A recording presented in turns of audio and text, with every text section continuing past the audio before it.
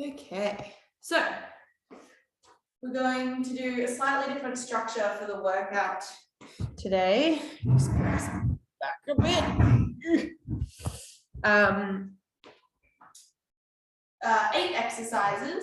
You do each exercise 8 times, and there's a slightly shorter work and shorter rest period each time.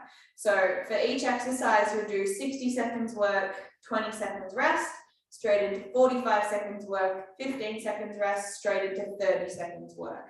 Then we'll move on to the second exercise and repeat. So 60 on, 20 off, 45 on, 15 off, 30 on, and the board and the numbers will all be posted in the comments.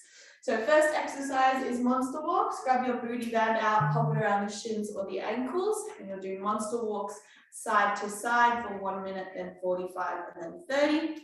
Second exercise, we'll go into a squat walk. If you want to, you can hold a weight at your chest, band up around the knees, squat down, and stepping out about the width of your mat, pressing through your heels. Once you get to the end of your mat, just start walking backwards. Third exercise, we'll go into a goblet squat, so holding your weight at your chest, feet out a little bit wider than hip width apart, dropping down and driving those hips down past the knees, squeezing your glutes nice and tight as you stand. Exercise 4 is an RDL. If you don't have any equipment, it's the same movement, but you shoot your hands forward as you hinge the hips back and then bring them back in line with your hips. If you do have weights, you'll hold them in front of the legs, press the hips back, going for a nice stretch through the hamstrings, then tucking your pelvis and pulling in nice and tight through your rib cage. Our 5th exercise is our first upper body exercise. We're doing a narrow push-up into a wide push-up. So hands straight underneath the shoulders, elbows come back to the hips for narrow, hands come out to your normal push-up position, into your wide, back into your narrow, back into your wide. Our 6th exercise, if you don't have equipment, you'll do a plank hold on your hands. This will get your shoulders working a little bit harder. So hands under the shoulders, step the feet back, tuck your pelvis and keep your body nice and still.